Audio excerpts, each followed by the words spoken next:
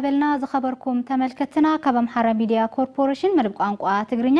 ኩል ግዜ ኣብ እዋናዊ ዛዕባ ድሂቡ ናባኹም እንብሎ ቆላሕታ ስያመኡ መደብናዩ ለሙን ኣብ ሓደ ዛዕባ ጻኒሒት ክንገብሪና ናይ ለሙዓንቲ ዛዕባና ዝኸውን ክልቲኦም ሰሜናውያን ህዝብታት ሓድነቶም ዝፍለጥዩ ሓደ ዓይነት ባህልን ቋንቋን ዘለዎም ህዝብታት ምዃኑ ኮይን ግና ሓድነቶም ንኸይቕጽልን ንኽሽርሸርን ብዙሕ እናተሰርሐ ጸኒሕዩ ኮይን ግና ናይዞም ክልቲኦም ህዝብታት በቀሊሉ ዘይብተኽ ምዃኑ በዚ ዛዕባ አንሄለን ሃፍቴን መሳርሕተይ ዮሐንስ ተስፋይን ምስኹም ጻኒሒት ክንገብሪና ክሳብ መወዳእታ ንኽትከታተሉና በኸብረን ዕድም እሺ እምበኣርከስ ዮሐንስ ኣመእተዊ ከም ዝሓበርክዎ ህዝብታት ትግራይን ኣምሓራን ክልቲኦም ሰሜናውያን ህዝብታት ሓድነቶም ዝፍለጥዩ ተመሳሳላይ ባህልን ቋንቋን ሃይማኖትን ዘለዎም ህዝብታት እሞ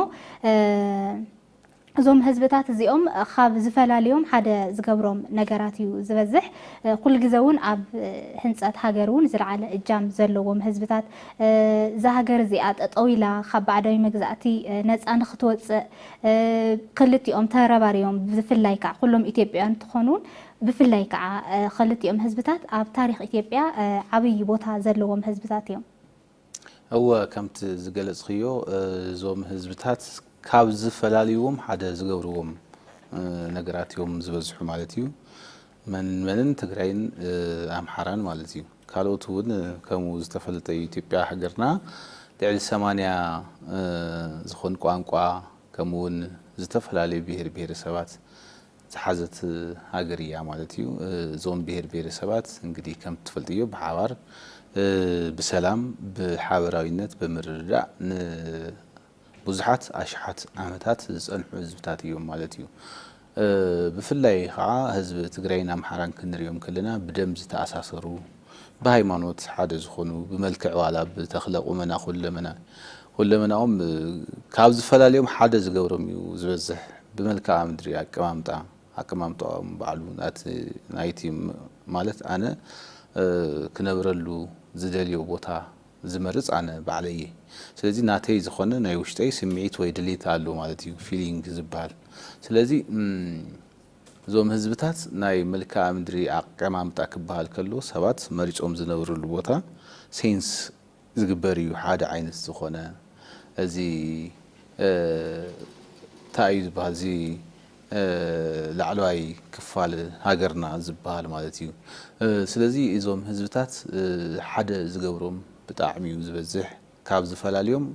ሓደ ዝገብሮም ነገር እዩ ዝበዝሕ ማለት እዩ ስለዚህ እዞም ህዝብታት ንብዙሓት አሽሓት ዓመታት ብሓባር ኮይኖም ሃገር መንግስቲ ኣብ ምህናጽ ኣብ ምክልኻል ሃገር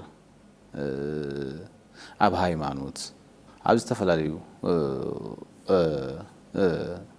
ዛዕባታት ወይ ኣብ ዝተፈላለዩ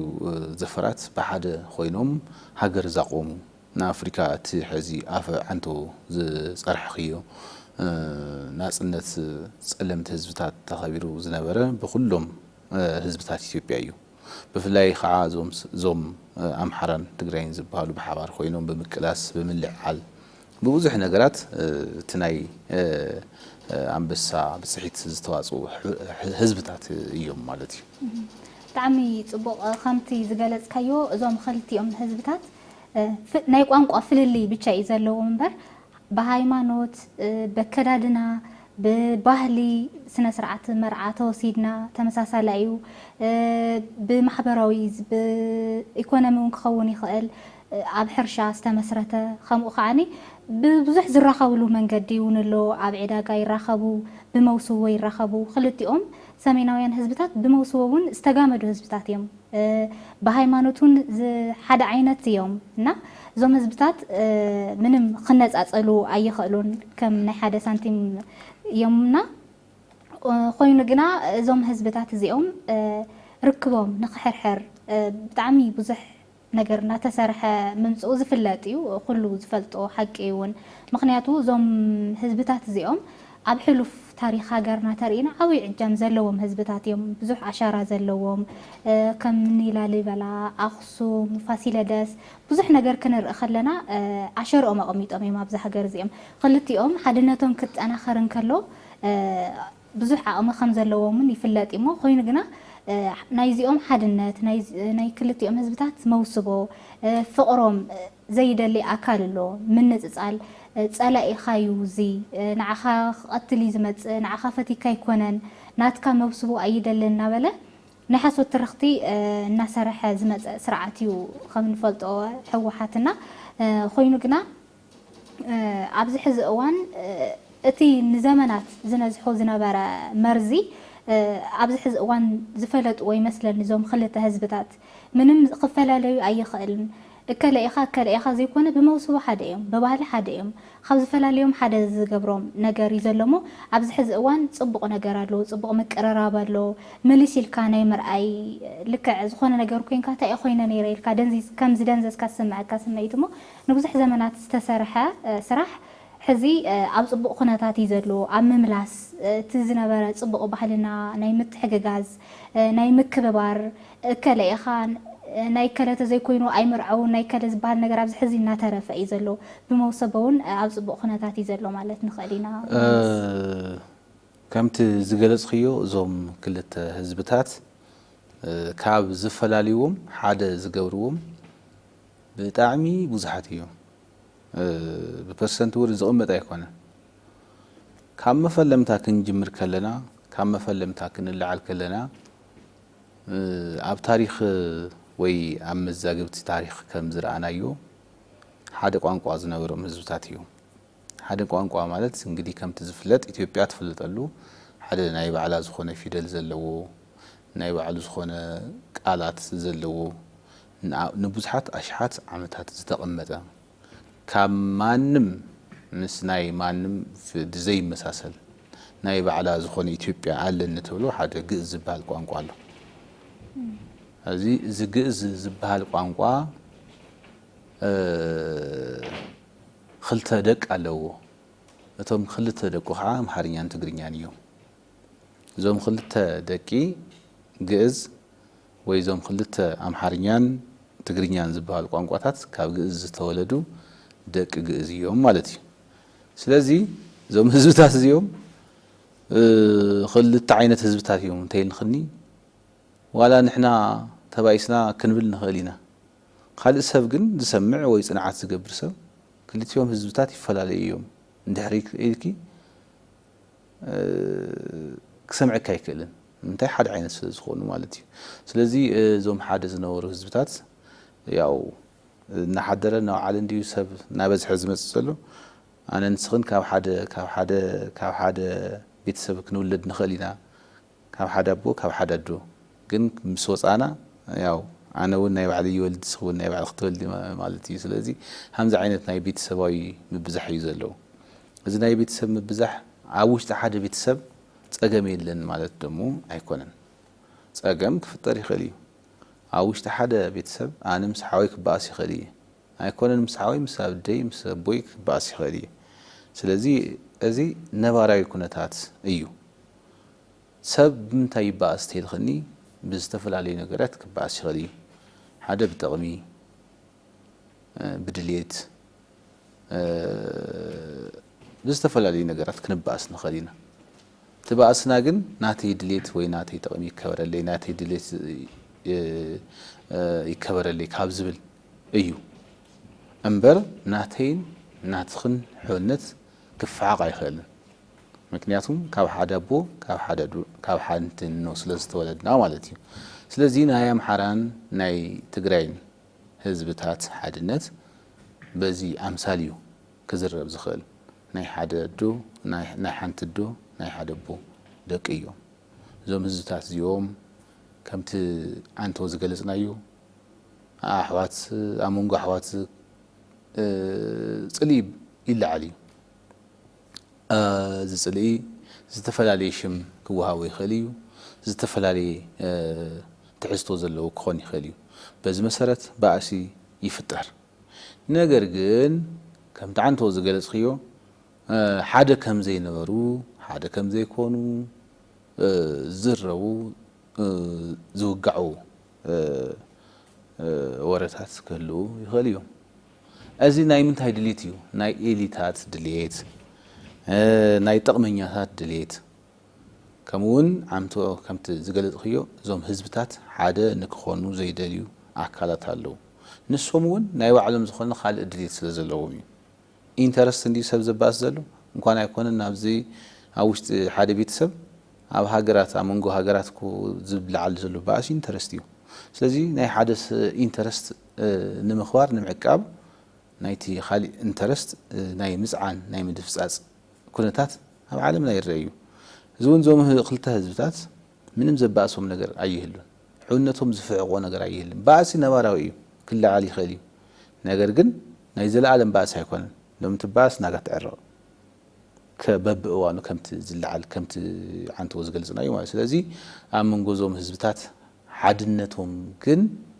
ክፈላሊ ወይ ንዘለዓለም ክንጽል ዝኽእል ኃይሊ ማንም ከሉ አይኸለ ማንም ይኹን ማን ዋላ አነን ይኹን ዋላ ዝኾነ ይኹን ኃይሊ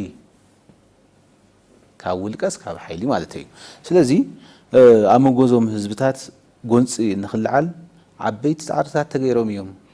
ዓበይቲ ክያዱታት እውን ተኸይዶም እዮም እዚ ግን ናይ መን ድሌት እዩ ናይ ኤሊታት ድሌት እዩ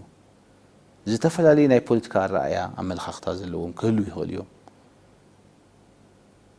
ነቲ ናይ ፖለቲካ ድሌት ንምስኻዕ ክልተ ህዝብታት መባኣስ ግን ኣይፋሉን ጽቡቕ እውን ኣይኮነን ግን ኻ ተፈላልዮም ዶ ተፈላልዮም ክፈላልዩ ኣይክእሉ ስለዚህ ይኽእሉ ንምንታይ ብደም ዝተኣሳሰረ ዓንቶ ነገርኩ ግዝ ዝበሃል ኣቦ ነይርና ግዝ ክልተ ደቂ ወሊዱ መን ኣምሓርኛን ትግርኛን ወሊዱ ስለዚ ዞም ክልተ ህዝብታት እዚኦም ደሞም ሓደ እዩ ማለት እዩ ኣብ ከይዲ ናብራ ዝተፈጠረ ቋንቋ ክልተ ቋንቋ እምበር ሓደ ዓይነት ህዝብታት እዮም ማለት እዩ ለዛውም ኣብ ከረናት ኣብ ኣክራናት ወይ ኣብ ጎቦታት ዝነብር ህዝቢ ተባሂሉ ዝፍለጥ ማለት እዩ እዚ ህዝቢ ሓደ ዝኾነ ህዝቢ ማለት እዩ ምንም ከለርና ኮ ሓደ ዓይነት እዩ ክፈልይና ዝኽእል የለን ሃይማኖትና ሓደ ዓይነት እዩ ፊሊንግና ሓደ ዓይነት እዩ ምግብና ባዕሉስ ድሌትና ናይ ምግቢ ድሌትና ሓደ ዓይነት እዩ ስለዚ መን ይክፈልይና ዝኽእል ማንም ክፈልዩ ኣይክእልን ማለት እዩ ማንም ዝመፀ ይኹን ይምጻእ ንኣብነት ን20 ሸውዓተን ወይ 30 ገለን ዓመታት በት ዝነበረ ኃይሊ እቲ ዝነበረ ዓዲ ክመርሕ ዝነበረ ኃይሊ ዞም ህዝብታት ክፈላሊ ዘይጻዓሮ ነገር የለን ግን እዚ ኃይል እዚ ንመን ይደልዩ ነቶም ህዝብታት ዲ ክጠቅም ደልዩ ኣይኮነን ባዕሉ ኤሊት እንዲዩ ባዕሉ ኃይሊ እዩ ባዕሉ ኤሊት እዩ ህወሓት ንህዝቢ ትግራይ ሓሲቡ ኣይኮነን ኣይነበረን እውን ካብ መልዓሊኡ ጀሚሩ ንዞም ክልተ ህዝብታት ሓልዩ ክጠቅም ወይ ክዕግዝ እንተይኮነ ናይ ባዕሉ ጉጅላዊ ድሌት ከምኡውን ፈረስ ናይ ግብጽ ስለ ዝኾነ ከምቲ ትፈልጥ እዩ ዓድና ኢትዮጵያ ብጣዕሚ ዝተዓደለት መልክዓ ምድራ ዝተዓደለ ኣየር ጸባያ ዝተዓደለ ሃፍቲ ተፈጥሮኣ ዝተዓደለ ዝተፈላለዩ ሃፍትታት ኣለዎ ካብ መሬት ካብ ንረኽቦም ተፈጥሮ ካብ ዝህበና ሃፍትታት ሓደ ማይ እዩ ማይ ከዓ ናይ ዓለምና ናይ ፖለቲካ ምህዋር እናኾነ መጽኡ ዓለም ብፖለቲካ እናተዘወረት እያ ዘላ ስለዚ ናይዚ መዘወሪ ኃይሊ ኮይኑ ከዓ ኣብ መንጎ ግብጽን ኢትዮጵያን ተላዒሉ እዩ ግብጽ ንብዙሓት ኣሽሓት ዓመታት ባዕሉ ትራምፕ ታዩ ኢሉ በቀደማይ ናይል ማለት ጊዮን ማለት ናትና ሩባ ጊዮን ወይ ናይል ሩባስ ካብ ናይ ግብጽ እዩ ዝመስለኒ ዝነበረ ኢሉ ክንደየ ናይ ፖለቲካል ኢንስትሩመንት ከም ዝተጠቐሙ ክርዳእክ ይኽእል እዩ ሶ እዚ ናይ ማይ ድሌት ናይ ማይ ፖለቲካ እንታይ ወሊዱ ማለት እዩ ስጋኣት ስለ ዘለዎም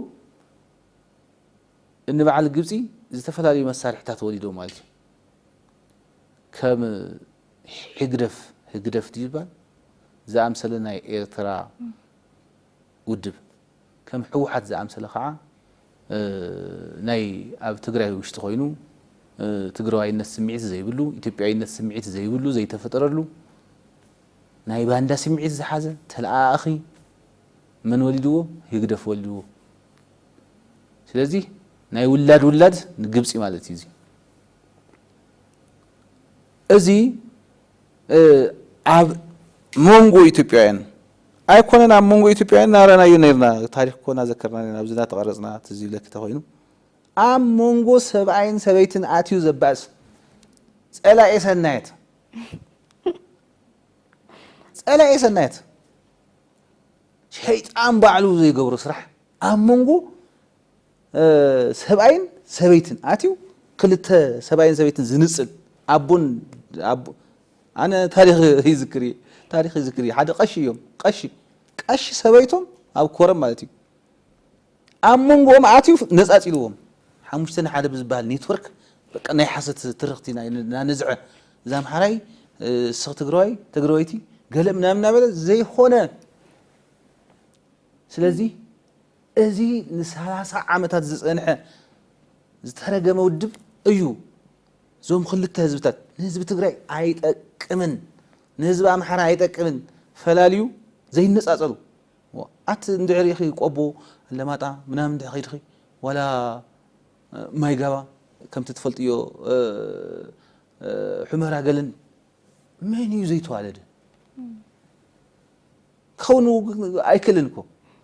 ሰብ ካብ ሰብ ይውለድ እዩ ሓደ ዝኾነ ህዝቢ እናበልና ሓደ ዝነበር ፈላልዩ ክልቲኦም ህዝብታት ባእስ ከም ዝኾኑ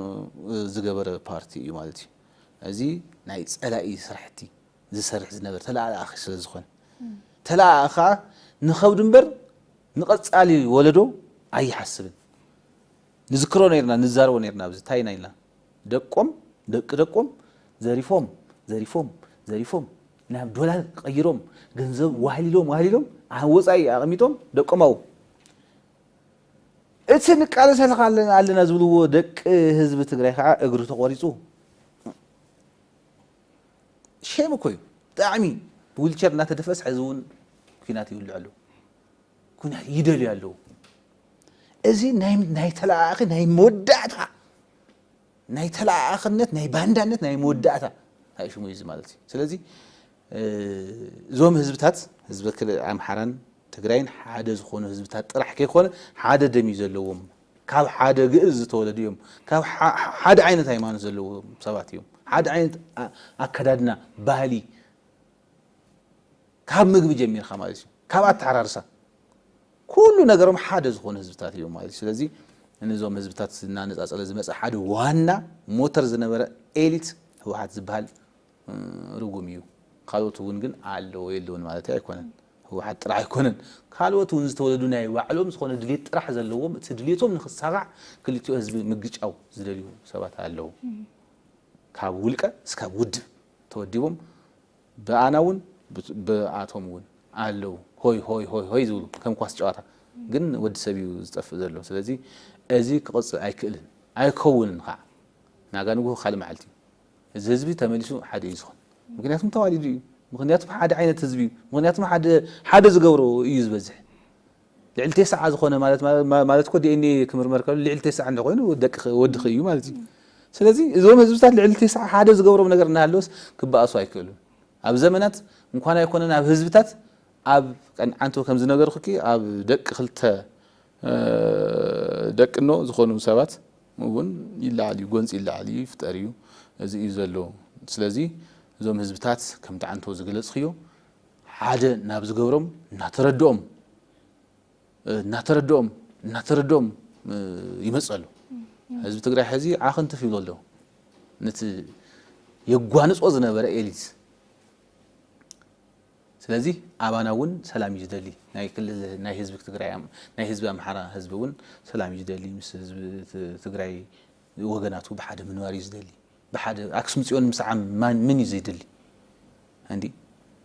دبر دامو أبونا رجع إلى معنتي من يكيدو كسالم زيدلي كهلو أي خل لا لي بلاك مس زيدلي تقرأي من يو كريستيان زخون ناي فاشل جنبتات ناي نجستات ناي هاسيات بوتا كري زيدلي من يو عندي أي هاسي هنسنديهم أب متى ما تقتلهم أي أزي تدرس اليوم نسبة تاتيب يأكلوا أب مقدلا عصوم تنزولوا እዚ ኩሉ ነገር ሓደ ዝገብረና ስለ ዝኾነ ክፈላለየና ኣይክእልን ካብ ገነት ዝወፅእ ኢልና ንኣምነሉ ኣነ ከም ክርስቲያን ጊዮን ዝበሃል ሩባ ናተይ ንገነት ዘስቲ ካብ ገነት ዝወፅእ ኢለ እየ ዝቕበሎ ስለዚ እዚ ናይ ባዕልና ሓድነትና ዘጠናኽረና ሓደ ዝገብረና ሓደ ባዕሉ እንትን ስለ ዝኾነ እዚ ህዝቢ ክፈላለይ ኣይክእልን ኣብ ጣና መፅኡ ክዝናኒ ዘይደሊ ትግራዋይ ኣይህሉን ናብ መቐለ ኸይዱ ክዝናኒ ዘይደሊ ኣምሓራ ኣይህሉን ሓድነትና ህዝቡን እናተመለሰ እዩ ዘሎ እቲ ህዝቢ እናነቕሐ እዩ እቶም ኢሊታት እናተወገዱ እዮም ዘለው ናብ ሓድነቱ እናመፀ እዩ ዘሎ እዚ ህዝቢ ማለት እዩ ብጣዕሚ ፅቡቕ ዮሃንስ ኣስፋሕ ኣቢልካን ፅቡቕ ጌርካን ኢኻ ገሊፅካዮሞ ኣብ ታሪክ ህዝብን ህዝቢ ፀላኢ ኮይኑ ኣይፈልጥን መኒው ፖለቲከኛታት እዮም ኩሉ ግዜ ዓመፅ ዘልዕሉ ኩናት ዘልዕሉ ህዝብን ህዝቢ ዝነፃፅሉ ንሶምን ካብ ናይ ባዕሎም ኢንተረስት ዝተለዓለ እዩ ንህዝቢ ሓለዮም ኣይኮነን ዝሓለፈ ኩናት ርኢናዮ ኢና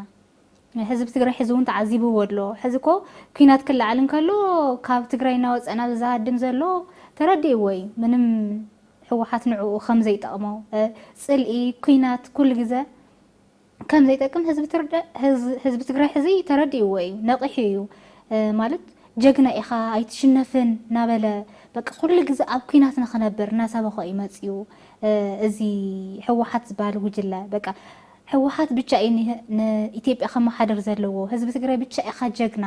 እናበለ እናሰበኸ ኣብ ልዕሊኡ በቃ ብኩናት እዚ በቃ ብዓመፅ ብናይ ሓሳብ ብምይጥ ብናይ ሓሳብ ፍልል እኮ ይህሊ ኣሽንኳይ ከም ሃገር ዓንቶን ገሊፅካ ኢኻ ኣብ ሓደ ገዛ እውን ናይ ሓሳብ ፍልልን ጎንፅን ባእስን ኣሎ እዩ ግን ሓሳብካ ትፈልይ ከዓ ኩሉ ግዜ ብናቶም ግዜ ብሱሳታት ብረታ ልዕሎም ናብ በረኻ ምእተው ኣይኮነን ሕዚ ዘለና 21 ክፍለ ዘመን ይሰልጠነ እዩ ኣብዚ ሕዚ ይሰልጠነ ብዙሕ ናይ ሓሳብ ፍልሊ ኣብ ዘለዎ ፀላእቲ ኮይኖም ሃገር ዝብፅብፁ ዘለው ተረኺቦም ኣይመያየጡን ግን መን እዮም እቶም ህዝብታት ግን ይቀታተሉ እቶም መራሕቲ ግን ይራኸቡ እና ካብዚ ምርዳእ ይከኣል እዩ ህዝብን ህዝቢ መቸም ፀላኢ ይኸውንን ብፍላይ ከዓ ገሊፅካዮ ኢኻ ህዝቢ ትግራይን ህዝቢ ኣምሓራን ብጣዕሚ ብዙሕ ዘራኸብ ኣለዎ ዝተዋለደ እዩ ዝተዛመደ እዩ ሓደ ዝኾነ ባህልን ቋንቋን ከምኡ እውን ሃይማኖትን ዘለዎ ህዝቢ ዝተዋሰበ እዩ እና ነዚ ምንፅፃል ብጣዕሚ ከቢድ እዩ እቲ ህዝቢ እውን ሕዚ ተረዲእዎ እዩ ማለት ህዝቢ ትግራይ ህዝቢ ኣምሓራ ባይዞይ ብጣዕሚ ሓቋፊ እዩ ምንም እቶም ኣብቲ ህዝቢ ትግራይ ዝነበሩ እሌታት ህዝቢ ኣምሓራ ፀላኢኻ እዩ ንዓኻ ክጭፍጭፍ እዩ ዝመፅእ ፈቲካ ኣይኮነን እናበለ እናሰበኾ ፀኒሕ እዩ ነቲ ህዝቢ ህዝቢ ኣምሓራ ግን ኩሉ ግዜ ሓደ ኢና ሓወይ ኢኻ እናበለ እዩ ሓቋፋይ ህዝቢ እዩ ተስታውስቲ ኮይንካ በቲ ኩናት ካብ ኣላማጣ ናበይ ድዮም ዝሃድሙ ዝነበሩ ካብ ትግራይ ናብ ኣላማጣ እኮ እዮም ዝኣትዉ ዝነበሩ ህዝቢ ኣላማጣ ጨፍጭፍዎም ዲሻው ስኽትቀትለኒ ኢኻ መፂኻ እኮ ይብሎን ሓቂፉዎ እዩ ዝሕብሕቦ ዝነበረ ክንደየናይ ሓቋፋይ ምዃኑ ናብቲ ኩናት ንርኢ ነርና ኢና እሞ ካብዚ ንርዳእ ንኽእል ኣይንጨኻኸንን ኮይኑ ግና ግን ንኽንባላዕ ንንባዕልና እንትን ክንብል ዝገብሩ እዞም እሊታት እዮም ፖለቲከኛታት ይሓልፉ እዮም እንዴ ሕወሓት ዝበሃል 27 ዓመት ገዚኡ ሕዚ የለን ተረዲእካ ህዝቢ ንህዝቢ ግን ኣሎ ህዝቢ ትግራይ ዝበሃል ኣካል ኣሎ ህዝቢ ኣምሓራ ኣሎ እዚ ከም ዝሓልፍ ኢና ክንርኢ ዘለና ፖለቲከኛ እዩ ናይ ባዕሉ ኢንተረስት ኣለዎ ንባዕሉ ጥቕሚ ክብል ዘራምዱ ሓሳብ ኣሎ ግን መጥቀሚ እቲ ህዝቢ ከዓ እንታይ ይገብሮ መጥቀሚ ይገብሮ ማለት እዩ እና እቲ ህዝቢ ሕዚ ነቕሒ እዩ ተረዲእዎ እዩ ቀደምታ እዩ ሕወሓት ተናጌርካ እንታይ ዝብለካ ባንዳ እዩ ዝብለካ ካብኡ ምውፃእ ኣይከኣልን በቃ ልክዕ ናይ መፅሓፍ ቅዱስ ቃል ከምዘይትደፍሮ ሕወሓት ዝብሎ ካብኡ መስመር ምውፃእ ኣይከኣልን ነይሩ ሕዚ ግን እንዲ ኣደባባይ ወፂኦም እዮም ብጣዕሚ እዮም ሙድ ዝሕዙ ብጣዕሚ እዮም ዝስሕቕሉ ሕዚ ሕወሓት መግለፂ ክብል ከሎ ኣብዚ ማሕበራዊ ሚድያ ኮሜንት ምናምን ረአ ሓንቲ ፖዚቲቭ ኮሜንት ኣይትረአን ምክንያቱ ነቕሒ እያ ብዙሕ ዓመት ነጊድሉ እዩ ነቲ ህዝብና ሕዚ ግን እዞም ህዝብታት እዚኦም እቲ ንቡር ዝነበረ ሓድነቶም ብጣዕሚ ንኽጠናኸር ዋናው ነገር ህዝቢ ንህዝቢ እዩ ዝኾነ እዋን ተጀሚሩ ነይሩ ተስታውስቲ ኮይንካ ካብ ትግራይ ኣብ ባህር ዳር ከይዶም ይስብሰቡ መናእሰያት ምናምን ኣብ መሬት ዝወረደ ስራሕ ክስራሕ ኣለዎ ህዝቢ ንህዝቢ ካብ ክልቲኦም መናእሰያት ኣምፂኦም ዘተ ምግባር ሓድነቶም እዚ ስፖርታዊ ውድድር ክኸውን ይኽእል ከምኡ እውን አንተ ከም ዝሓበርካዮ ካብ ክልል ኣምሓራ ናብ ኣክሱም ፅዮን ኣክሱም ከይዱ ምስላም ካብ ትግራይ እውን ናብ ላሊበላ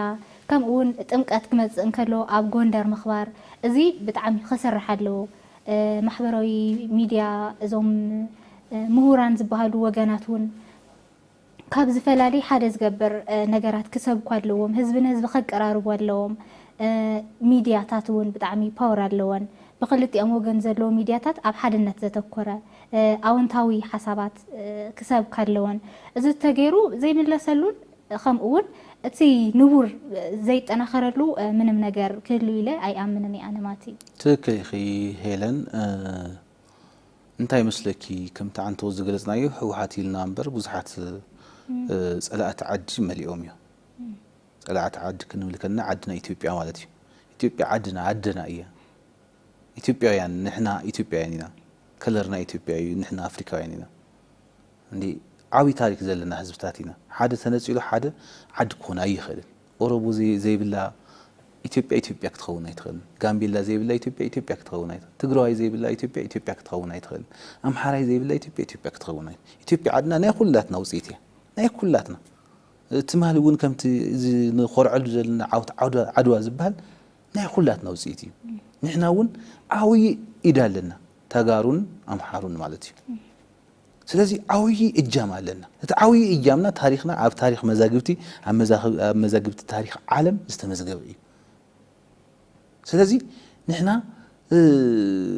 እዘን ብኢትዮጵያውያን ዝቐንዓ ሃገራት ክፉእ ሓሳብ ዘለወን ሃገራት እቲ ማይኮ ብሓባር ክንጥቀመሉ ንኽእል ኢና እቲ ኢኮኖሚ እውን ብሓባር ክንጥቀመሉ ንኽእል ኢና እዚ ዘሎ መንግስቲ ዊን ፖሊሲ ዝኽተል ጥቐመኒ ክጠቕመካ ብሓደ ምጥቃም ንኽእል ኢና ብሓደ ክንዓቢ ንኽእል ኢና ዝብል ኣተሓሳስባ እዩ ዘለዎ እዚ ዓይነት ኣተሓሳስባ ዘይብሎም ታይለ የገልጾም በአማርኛ ስግብግባት ዝበሃሉ የቆጡን አወርድ ብላ የብብቷን ጣልሽ ይባል እቲ ሃብ ዘጓጓኦም ኣጓጓኦም ዘለው ኣኺቢሮም ዘይሓዙ ካልእ ክሕዙ ትማል ዝኾንዎ ርኢ ኸለኺ ህዝቡን እዞም ሰባት እዚኦም ተለኣኣኽቲ ሰብ ዶ ብዝዕድሚኡ ይለኣኽ ብዝቆርበሉ ሰዓት ናብ እግዚአብሔር ይቅር በለኒ ኢሉ ዝወድቀሉ ሰዓት ተለኣኺ ህዝቡን ክንደይ ዓመት ክንበር እዩ ግን እዚ ህዝቢ መስዋዕትና ገበርካ ምንባር ህዝብ ኣምሓራ ኣይሕዝነኪ ህዝብ ትግራይ ኣይሕዝነኪ ይሕዝን እዩ እቲ ካልእ ህዝቢ እውን ኩሉ ይሓዝን እዩ እቲ ዘሎ ናይ ኢትዮጵያ ህዝቢ ብጣዕሚ ዝሓዝንኩ ንምንታይ ወገኑ እዩ ህዝቡ እዩ መናእሰይ ዓይኖም ዓዊሩ መናእሰይ ኢዶም ተቆሪጹ ምራይ ብጣዕሚ ይድብር እዩ ከምቲ አንተ ዝገልጽዮ ህዝብ ኣምሓራ ክዋጋእ ዝመፀ ካብ ለማጣ ጥራሕ ከዮንስ ካብ ሃይቅ ስኸውን ዝሰርሕዮ ርእዩ የለኹ ሓደ መንእሰይ ተወቂዑ ክንደየናይ ሓቢሒቦም ከም ዘድሕንዎ ንኦም ኮዩ ክወግእ መፅዩ ግን ከ እዚ ፍቕሪ ኣብ ውሽጥና ዘይወፀ ሓድነት ስለ ዘሎ እዩ ናይ ደም ውህደትና እዩ እዚ ምንም ገብረና ማንም ክነጻጽለና ይኽእል እዞም ባንዳታት ተላእኽቲ ናይ ንኸብዶም ጥራሕ ዝሓስቡ ግን ክሓስቡ ከስተብህሉ ይግባእ እንዲ ተማሊ ሕዚ ኢትዮጵያ ዓድና ዛዝ መሰለተ ዓዲ ልዕሊ 120 ሚልዮን ህዝቢ ዘለዎ ዓዲ ብዘይ በር ባሕሪ ብዘይ ወደባት ተኸቢባ ንኽትነብር ዝገበሩ እዚ ናቶም ወርእስ ሓሊዎም ዝካሕስብዋ ግደፍ እዩ እዚ ናይ ግብፂ ስራሕ እዩ ካልኦት ናይ ምዕራባውያን ደገፍታን እዚ ግን ናብ ልዕሊኦም ኣምፂኦም ፅዒኖም ኢትዮጵያ ዓሰብ ንኽትስእን ቀይሕ ባሕሪ ንኽትስእን ኤርትራውያን ኢትዮጵያውያን እዮም ወገናትና እዮም ካልእ ስምዒት ንኽስምዖም ገይሮም ከምቲ አንተ ዝገልጽዮ ህዝቢ ትግራይ ጀግና ኣታ ከመይ ገይርካ ካብ ሓደ ክልተ ሰብ ይበልጽ ጅግንነት ዝበሃል ነገር የለን ግዜ እዩ ካብ ክልተ ኣርባዕተ ሰብ ይበልጽ እንዴ ትማሊ ንህዝቢ ኤርትራ ሓሲቦም ኣይኮነን ዝገንጠልዎ ንስልጣን ክብሎም ገንጢሎም ካብ ኢትዮጵያ ብዘይ ፈቃድ ኢትዮጵያውያን ዘይተጠየቁ በፓርላማ ከይተሓተቱ ከተቱ ይግባልኩ ኢትዮጵያውያን በቃ ድምጾም ክህቡ ይግባእ ንባዕሎም ነቶም ሕዚ ኤርትራውያን ተባሂሎም ዝጽውዑ ኢትዮጵያውያን ወገናትና እውን ታይሎም እዮም ተሓተቱ ናጽነት ድሕሸካ ባርነት ንስኺ ናጽነት ድሕሸኪ ባርነት እንተባይኸ ታይትብሊ ንገርንስ እንዴ ናጽነት ይኽትብሊ ስለዚህ ህዝቢ ናጽነት ድሕሸካ ባርነት ናጽነት ሞ ተገንጢልኻ ንኣስታት 30 ዓመታት ግን እንታይ ገይሮም ከም ዘነበርዎም እዞም ህዝቢ ዝመፁ ዘለዎም ወገናትና ኣሕዋትና ኤርትራውያን ኣብ ኢትዮጵያ ዶክተር አብይ አሕመድ ገሊፆም እዮም በብማዕልቱ ተነኣስ ሓደ ሰብ ካብ ኤርትራ ይመጽእ ናብ ኢትዮጵያ እዚ ዝገበሩ ናይ ግብጽ ተላእኽቲ ህወሓትን ይግደፍን እዮም እዚ ዝገበሩ ከዓ ንኸብዶምን ንስልጣኖምን ክብሉ እምበር ነቲ ህዝቢ ሓሲቦም ኣይኮን እንታይ ከም ዝመስሉ ስልጡናት ዝነበሩ ህዝብታት ሕዚ እንታይ ገይርዎም ከም ዘሎ ተዓዲ እንታይ ገይርዋ ከም ዘሎ ሪኽያ ዝተሰጥሐት ቆዳ ገይርዋ ኣስመራ ትበሃል ፅሪቲ ዝነበረ ተዓዲ እዚ ንምንታይ ንግለ ሰባት ንውልቀ ሰባት ድሌት ክበሃል ካብኸ ዓሰብ ብዘይ ኣግባብ በሪ ባሕርና ብምሉኡ ወሲዶም ኮፍ ኣቢሎም ናይ ግመል መስተይ ገይሮም ወለው ንኣቶም እውን ኣይኮነ ንህዝቢ ኢትዮጵያ እውን ኣይኮነ እዚ ሁሉ ዝግበር ዘሎ ሽርሒ ናይ መን እዩ ናይ ግብፂ ሽርሒ እዩ ናይ ሓደ ሕማቕ ምዕራባውያን ተንኮል እዩ ኢትዮጵያ ንኸይተዓቢ ልዕል ከይትብል ማለት እዩ ስለዚ ኣብ መንጎ ኢትዮጵያ ኣብ መንጎ ህዝቢ ትግራይን ኣብ መንጎ ህዝቢ ኣምሓራን ከዓ ሓድነቱ እንድሕር ደኣ ሓይሉ ከምቲ ትፈልጥዮ እዚ ህዝቢ ፃዕራም ህዝቢ ለይትን ቀጥርን ዝሰርሕ ህዝቢ እዩ ስለዚ ፃዕራም ህዝቢ ሰሪሑ ንኸይልወጥ እንድሕር ተለዊጡ ከዓ ሃገር ክልውጥ እዩ ከም ትሪእዎ ዘለኺ እዚ ንኣብነት ሰሞኑን ናይ ኢትዮጵያ መንግስቲ ኣብ ናይ ብሪክስ ኣኼባ ንምስታፍ ህንዲ ኸይዱ ነይሩ ኢትዮጵያ ትቃለስ ንባዕላ ጥራሕ ኣይኮነን ንጭቁን ህዝብታት ዓለም እውን እዩ ንጭቁን ህዝብታት ጸለምቲ ህዝብታት እውን እዩ ንጸለምቲ ጥራሕ ከይኾነ ኣብ ካሪቢያን ኣብ ካልኦት ዘለው ጭቁናት ህዝብታት እውን ናጽነቶም ማዕርነቶም ንኽኽበር እያ ትጻዕር ኢትዮጵያ እዚ ንከይኸውን ከዓ ሓደ ምዕራባውያን ከምኡ እውን ግብፅን ተላኣኽታን እዮም እዚ ዝሰርሑ ዘለው ማለት እዩ ስለዚ እዞም ህዝብታት ሓደ እንድሕር ኮይኖም ስልጣነ ክመጽእ ኣክሱም ናይ መን ድዩ ላሊበላ ናይ መን ድዩ ፋሲል ናይ መን ድዩ ናትና ኮይ ብኢድና ኮይ ተሰሪሑ ብኢድ ህዝብና ኮይ ተሰሪሑ ስለዚ ሓድነት እንድሕር መጽኡ ሃምዝታት ክስራሕ እዩ ስለዚ ሓድነት ንከይመጽእ እንታይ ምግባር ዕንቅፋት ምዃን ኣለዎ ማለት እዩ እዞም ሰባት ዕንቅፋት ብምዃን ሓደ ምግንጽጻል ክልተ ኢኮኖሚካሊ ምድቃቕ እቲ ህዝቢ ብኢኮኖሚ ክደቅቕ ምግባር ብትምህርቲ ክደቅቕ ምግባር እዚታት ተገይሩ እዩ እዚ ኩሉ ዝኾን ዘሎ እዞም ኤሊታት ግን ኣይሳኽዐሎምን ኢትዮጵያውያን ናጋ ሓደ ኮይኖም ህዝቢ ትግራይን ኣምሓራን ናጋ ሓደ ኮይኖም ገና ካልእ ተኣምር ክሰርሑ እዮም ናይ ግዜ ጉዳይ ገሊጽ ክያዓንቶ ህወሓት ነይሩ ትማሊ ይቀትለና ይጭፍጭፈና ብመንነትና ዝተለዓለ ክንደይ ነገር ይገብረና ነይሩ ሓደ ማንነት ኢሉ ዝኸፋፈለና ባዕሉ እዩ ክልተ እንደገና ማንነትና ከነኽብር ክንመጽእ ከለና እንደገና ይጭፍጭፈና ይቀትለና የጥፈአና ነይሩ እሱ ግን አሎ የለን ህዝብ አምሓራ አሎ ህዝብ አለማጣ አሎ ህዝብ ዑመር አሎ ክነብር ንነብሪና ስለዚህ ናጋ ሓድሽ ታሪክ ክምስረት እዩ ናጋ ሓድነቱ ብጣዕሚ ካብዚ ንጽበዮ ንላዕሊ ጉልበት እዩ ሓደ ኮይኑ ተኣምር ክሰርሕ እዩ ንኣፍሪካ ክልውጥ እዩ ገና ሕዚ ተምሳሊት ናኾንና ናመጻእና ኢና ብስራሕና ገና ተምሳሊት ንኾን ኢና ገና ትርኢ በቃ በደንብ ክልወጥ ኢትዮጵያን ማለት ዓይንና ብሌንና ክባል እዩ በዓለም እዚ ናይ ግብፅን ተላእኽታን ናይ ሸይጣን ስራሕ ኣብ ኢትዮጵያ ሓይል የብሉ ድምጥማጡ ክጠፍእ እዩ ማለት እዩ ብጣዕሚ ጽቡቕ ዮሃንስ ጽቡቕ ኣቢልካ ኢኻ ገሊጽካዮ ያው ምስቲ ዘለና ሰዓት ክንዛዝም እሞ ያው ኣብ መወዳእታ ንብሎ ርክብ እዞም ክልተ ህዝብታት ንኽጠናኸር ሕዚ እውን ካብ ሕሉፍ ተማሂሮም እዞም ህዝብታት ባዕሎም ከምኡ እውን እዞም ምሁራን እቲ ዝብልዎ ዝነበሩ በልበል